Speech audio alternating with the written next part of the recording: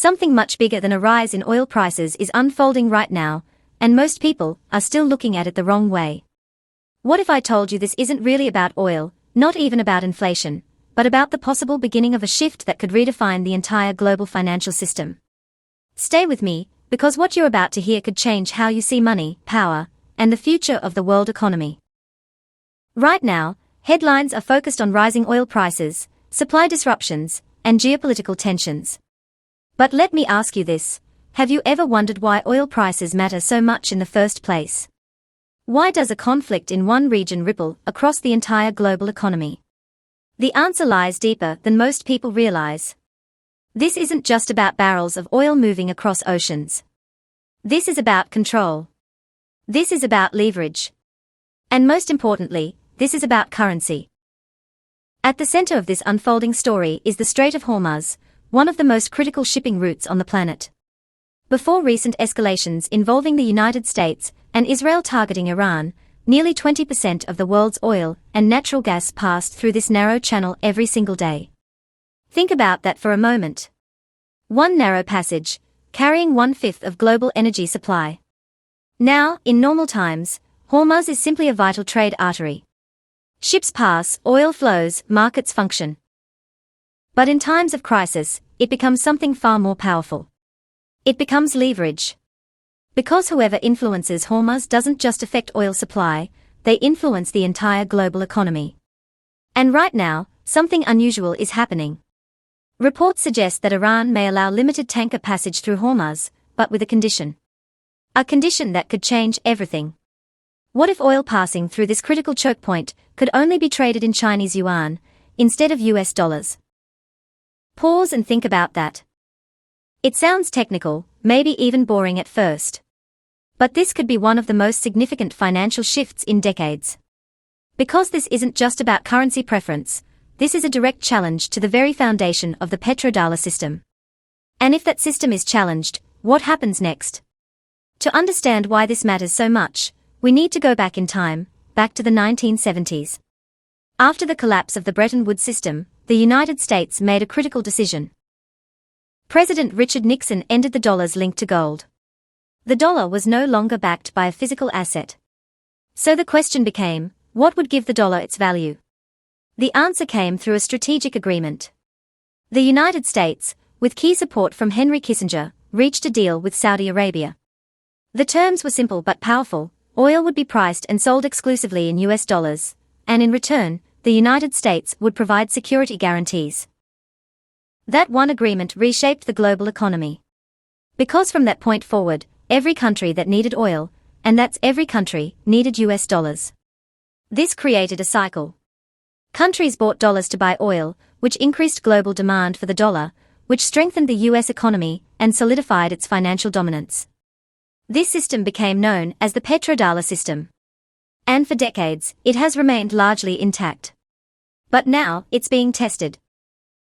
If Iran begins linking access through Hormuz to yuan-based transactions, something remarkable happens. Geography, physical control over a choke point, gets transformed into monetary power.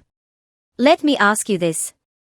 What happens when control over a shipping route starts influencing the currency used in global trade? That's not just economic strategy, that's a shift in power. And Iran has clear incentives to move in this direction. The first is sanctions. US sanctions have been highly effective, not just because of political or military pressure, but because of the central role of the dollar in global finance. When transactions happen in dollars, they pass through systems that the United States can monitor and control. That means Washington can block transactions, freeze assets, and restrict access to financial networks. So what happens if those transactions move into yuan? It doesn't eliminate sanctions entirely, but it weakens their reach. It creates space. The second incentive is Iran's relationship with China. Despite Western sanctions, China has remained Iran's largest oil customer. It has continued importing significant volumes even under pressure.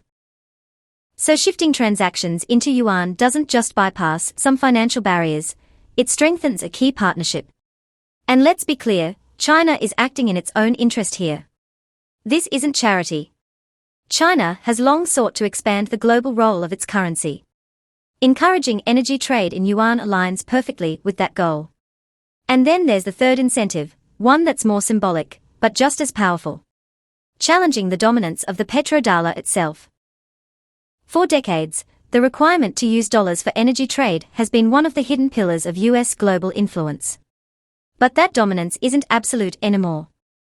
According to global financial data, the dollar still makes up the largest share of international reserves, but that share has been gradually declining. At the same time, the Chinese Yuan has already entered the global reserve system, even if its role remains relatively small. So what happens if more countries begin using yuan for energy trade? Does the balance start to shift? Now, let's be realistic. This isn't about an overnight collapse of the dollar. The yuan isn't ready to replace it. Not yet. China's financial system is less open. Capital controls still exist. And many countries continue to trust the depth and stability of US markets. Even nations that want alternatives are cautious. Why? Because moving too quickly could destabilize their own economies. But here's the key point. Trends matter. And the trend is becoming impossible to ignore. More countries are exploring ways to trade outside the dollar system. Why? Because no one wants to rely entirely on a system that can be used as a geopolitical tool. Countries want economic sovereignty. They want options. Russia has already been selling energy to China in yuan. India has experimented with alternative settlement mechanisms. BRICS nations are actively discussing new financial frameworks that reduce reliance on the dollar. So what Iran is doing doesn't create this trend. It accelerates it. And all of this is happening during a time of rising geopolitical tension. The conflict involving the US, Israel, and Iran has already disrupted activity in the Middle East. Shipping risks have increased. Insurance costs have surged. Energy flows have become more uncertain. Even without a complete shutdown of Hormuz, these disruptions are enough to tighten global supply and push prices higher.